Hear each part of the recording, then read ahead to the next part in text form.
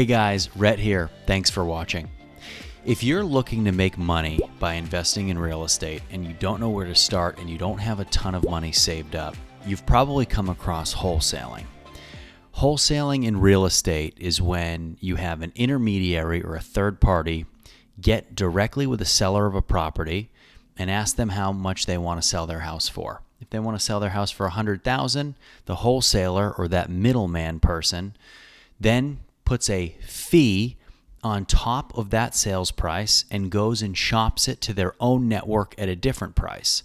So if a seller wants to sell their house for $100,000, the wholesaler comes in and says, okay, we're going to take this house. You want $100,000. I'm going to take this $100,000 house and I'm going to ship it off to my buyer pool for $110,000.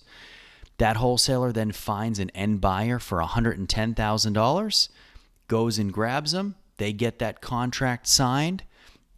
And then when that house closes, the buyer pays $110,000, the seller gets the $100,000 they originally wanted, and the wholesaler gets that middle piece. That is their fee, that $10,000 fee in the middle. They can put whatever they want on houses, and as long as the buyer's happy with the $110,000 deal, the seller's happy with the $100,000 sales price, everything's groovy. Now, is it a good way to make money?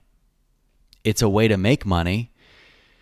The hard part about wholesaling is spending the money on the marketing, the advertising, finding out who is selling their properties in the first place. And then you have to create a large buyer pool and find the buyers to sell it to. But that's not why I don't like wholesaling for people who could also be investing in Section 8 real estate at the same time instead. The reason I don't love wholesaling is it's a lot of work. You bust your butt finding sellers who want to sell, finding those deals, knocking on doors, spending money on marketing and advertising to find sellers who want to sell their houses off market, creating buyer pools. And then you find the buyer, you find the seller, you put the deal together, you get the contract signed, you get it to the closing table, you work your butt off. It might take you weeks, it might take you longer than that and to get one of these deals done. You might do it a handful of times. You make $40,000, $50,000, $60,000. Amazing, right? But over the course of a year, you don't own any assets. So you do all this work in real estate and you still don't own any properties. And that's why if you have $20,000, $25,000, instead of investing it in wholesaling, I like when people take it and they put it in Section 8. Because with a Section 8 rental property, you're going to be getting guaranteed rent from the U.S. government in a property and an asset that you then own. You own it forever if you want to. It's not just a flash in the pan to make $5,000, $10,000 on a wholesale deal. You now own an asset that gives you rent every month that you can refinance when debt service comes down and when the debt environment gets a lot more lendy friendly.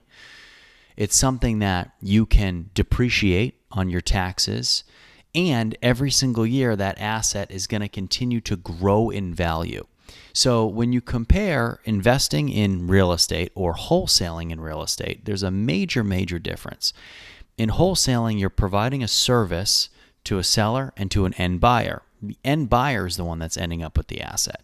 And of course, you're saying, well, yeah, I couldn't buy that house for $100,000. Well, if you've got $15,000, $20,000, $25,000, $15,000, depending on which kind of loan we use to buy and acquire a property.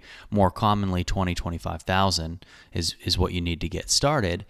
We buy a house for $100,000 or $80,000 or somewhere in that range. We put down 20% plus closing costs plus renovation costs, whether we're using hard money, whether we're using conventional loans, whether we're using DSCR loans, being all into these properties for somewhere between $20,000 and $25,000, and then getting a Section 8 tenant in there paying somewhere between $1,000 and $1,500 a month in gross rent per month.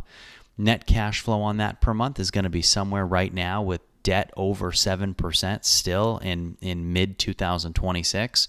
You're looking at net cash flows between $280 and $450 a month, depending on the interest rate you get, depending on the house and how many bedrooms and bathrooms it has, depending on the market. And in that instance, we're looking at a cash-on-cash return of over 10%. So you now have an asset that's generating an over 10% return that's going to continue to appreciate every year, that's giving you tax benefits yearly, or we wholesale a property one time, we do a ton of work, and we make a little bit of money once.